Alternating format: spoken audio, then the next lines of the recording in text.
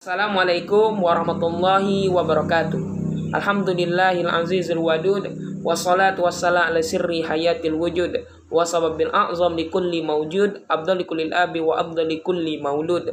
Sahibud diwa ilham. Alil asma'i wa maqami mahmud. Wa ala alihi wa sahbihi ila yaumil ma'ud.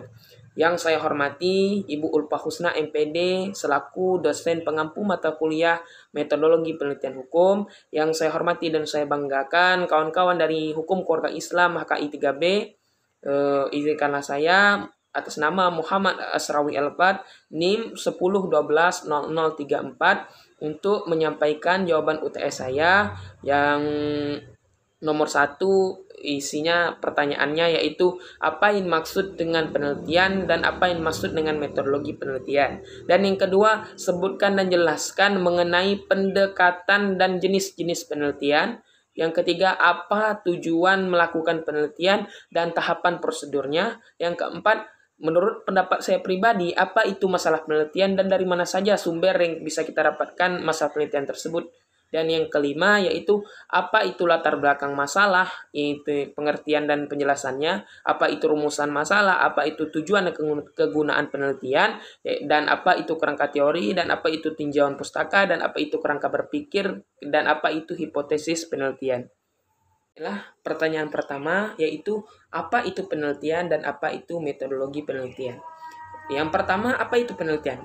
Penelitian itu adalah proses di mana seorang mengumpulkan, menganalisis, dan menafsirkan data yang dikumpulkan dari berbagai sumber yang mendukung pendapat atau kesimpulan tentang subjek tertentu yang sedang ia teliti.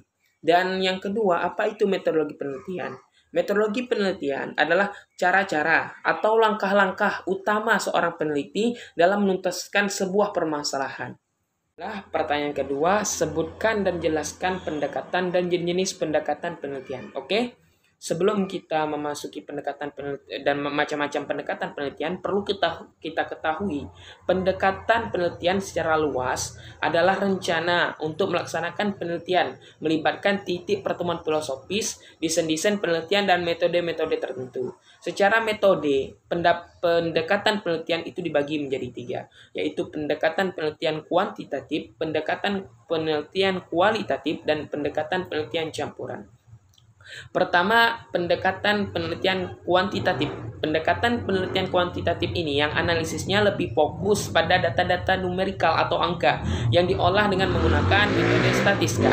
Dan kedua, ada namanya pendekatan penelitian kualitatif, yaitu suatu proses penelitian dan pemahamannya berdasarkan pada metode yang menyelidiki suatu fenomena yang terjadi di tengah-tengah masalah manusia atau di tengah-tengah permasalahan masyarakat. Yang ketiga, ada namanya metode penelitian campuran, yaitu pendekatan penelitian yang melibatkan data kuantitatif dan kualitatif. Penggabungan dua bentuk data yang menggunakan rancangan berbeda yang dapat melibatkan asumsi-asumsi filosofis yang kerangkanya kerjanya teoritis. Secara pendekatan penelitian hukum normatif. Yang pertama ada pendekatan perundang-undangan yang mempunyai makna, yaitu pendekatan yang dilakukan dengan menelaah semua peraturan perundang-undangan yang bersangkut paut dengan permasalahan isu hukum yang sedang dihadapi. Dan yang kedua ada pendekatan kasus, yaitu mempunyai arti pendekatan ini dilakukan dengan melakukan telaah pada kasus-kasus yang berkaitan dengan isu hukum yang dihadapi.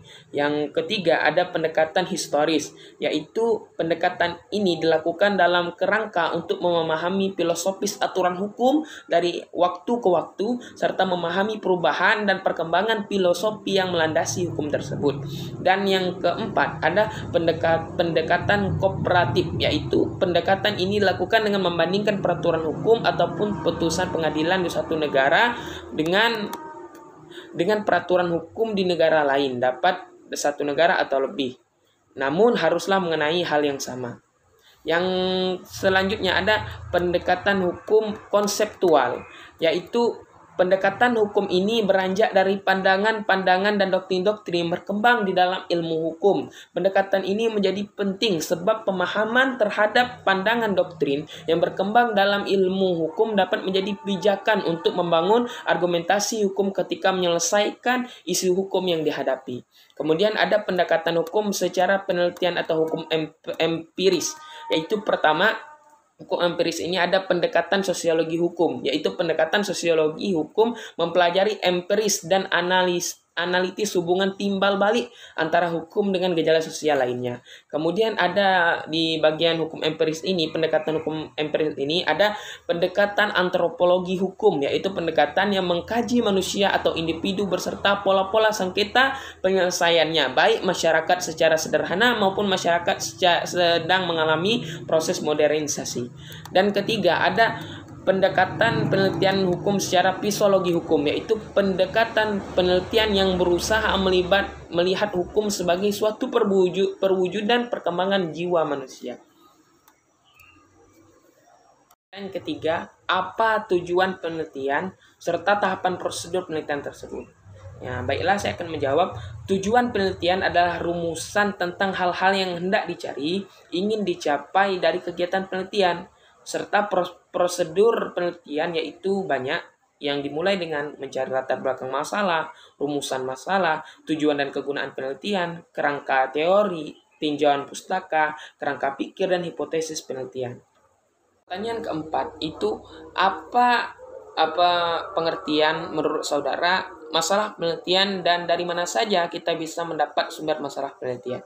Baiklah, perlu kita ketahui apa itu arti masalah. Masalah itu adalah suatu keadaan yang belum sampai tujuan atau sesuatu yang diinginkan.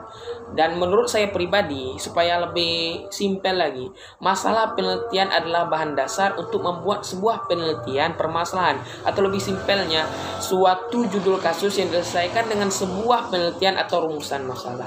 Kemudian, sumber masalah penelitian dapat bersumber dari observasi, teori, ulasan kepustakaan, dan masalah sosial yang sering terjadi di antar masyarakat. Yang kelima itu apa arti dari latar belakang masalah, rumusan masalah, tujuan dan kegunaan penelitian, kerangka teori, tinjauan pustaka, kerangka pikir, dan hipotesis penelitian. Maka pertama, apa itu rumusan masalah? Rumusan masalah merupakan kelanjutan dari latar belakang masalah, yaitu menentukan atau memilih masalah yang mau dipecahkan melalui penelitian. Dan yang kedua, apa itu tujuan dan kegunaan penelitian?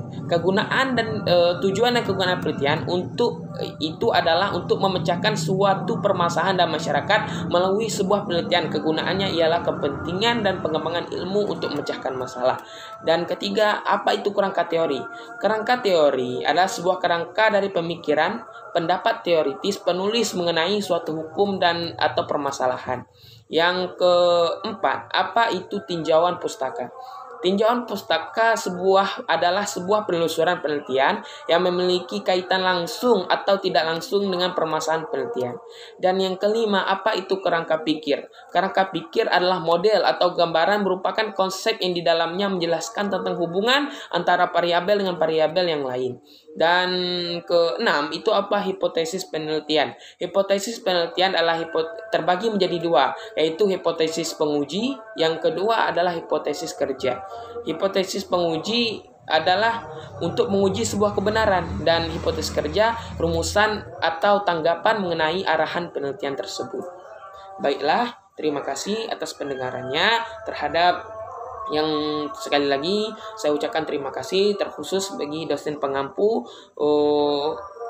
metodologi penelitian hukum Ibu Ulfa Husna MPD serta kawan-kawan dari HKI 3B.